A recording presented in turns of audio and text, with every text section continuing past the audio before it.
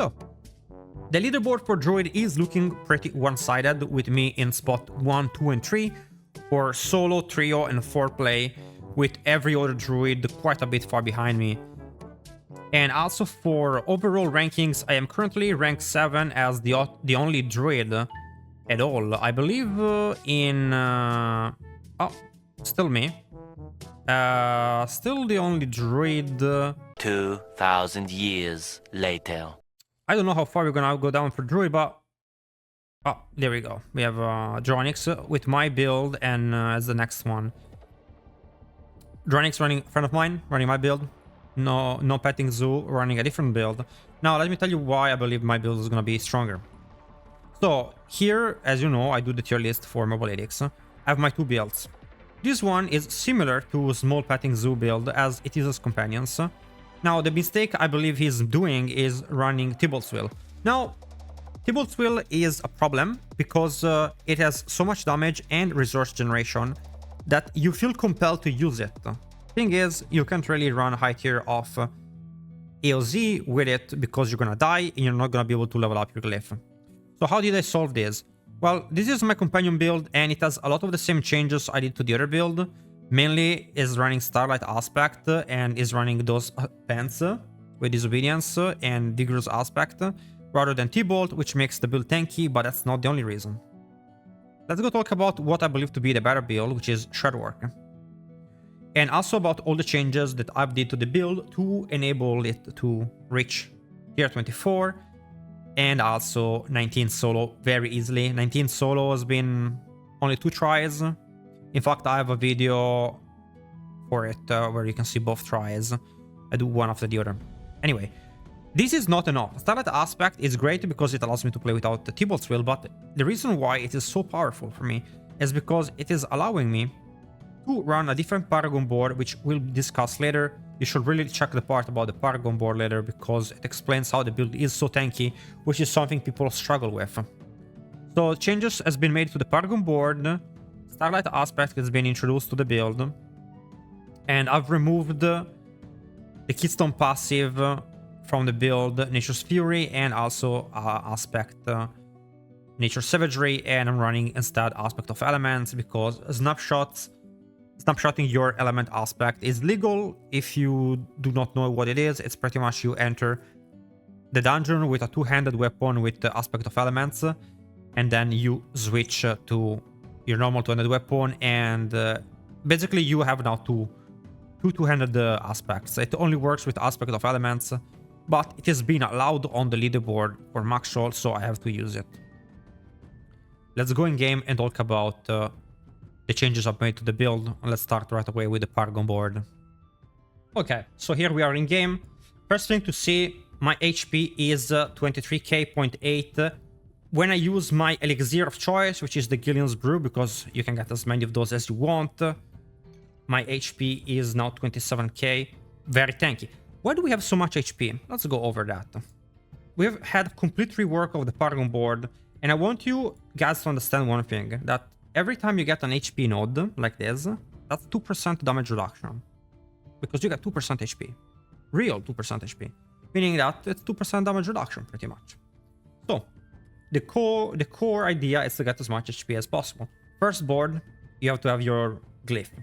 Because Heightened Malice is the second best place to put it. The other board where you can put it, Survival Instinct, is not good. So you don't want to have that.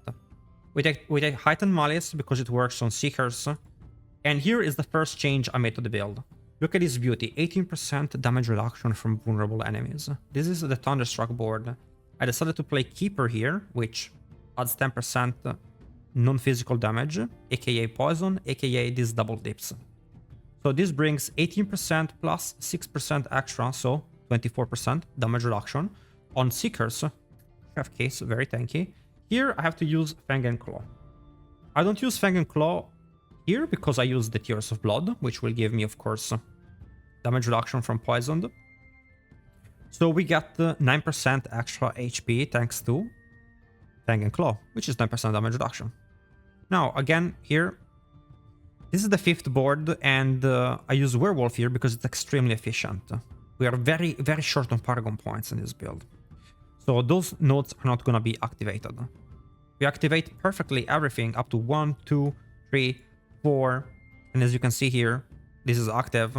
Now, on the 6th Paragon board, this is gonna be active. This is a Tenacity, and has 4% again, maximum HP, and because it's willpower, I can keep this one for last and still have it active, because it's willpower. We don't not need the extra armor, we are armor capped without it. And of course we take Undaunted, because Undaunted has 10% damage reduction. Interesting thing about Undaunted is that the damage from it, damage roll fortified, does not work for Poison Creeper, but does work for Andariel. Now, let's go over about the changes we have made to the skill tree and how they affect the build. So a big change I've made is to not run Nature's Fury. And this allows us to play Ursin Strength, which double dips. And Natural Fortitude really gives us a lot of Fortify. This is an incredible amount of Fortify. We switch shape a lot, and you're gonna see right away why. Let's go to the start of the board. The start of the board, you're gonna be noticing we're gonna be running Storm Strike. Storm Strike is part of the macro I used to play. If you do not know what a macro is, pretty much I use like Logitech software or Razer software that just spams Shred, Bulwark, Hurricane, and Storm Strike. Otherwise, you get Carpal Tunnel, but you can play the build without it. Anyway, this gives you 15% damage reduction when you use this, also shaping you into a human, which will activate two things: Clarity for mana, but also activating Natural Fortitude. Now, as you can see, with Clarity and with the glyph Starlight that I talked about before, I have no need to run Lust for Carnage. If you know anything about Druid builds, is that Lust for Carnage has pretty much been part of every build. There's no build you're gonna find with Werewolf on the internet that does not run this. This is a game changer for us because it's a piece of shit board that doesn't give you anything and you only run it for Lust for Carnage. But because of the Starlight aspect, I'm able to get out of that shit and get more DR, more damage, and make this build viable. So, on top of that, with Storm Strike, the last thing that we introduced in the build is gonna be the Might aspect. 20% damage reduction when you cast a basic skill for 6 seconds. And in total it's 20% and 15%, it's a 35% extra damage reduction, you know? Then when you start to think about all the HP I've added in the Paragon board, and you start to think about the damage reduction from Vulnerable, plus the HP, plus that, now you understand how I am so tanky against the Seekers. Other than that, in the skill tree, I've not changed anything else. It's pretty much the same as before, besides does not have 5 points in Bulwark because we do not reset it anymore, but it's still a very valuable skill as the 18% Fortify is very nice, and with Cyclone Armor plus Earthen Bulwark, pretty much have a permanent uptime of Vigilance. I would say that if you happen to not have Will on your gloves, and instead of Will you want to have cooldown to Storm skills, I do believe that would be a really good choice. And maybe even best in slot, I would go as far as say. On my gloves, as you can see, I have Willpower, but I do believe that Storm skill cooldown reduction could be best in slot, as you would get cooldown for Hurricane, but also for Cyclone Armor. The rest has remained the same. I've changed on my amulet, I have Stormclaw.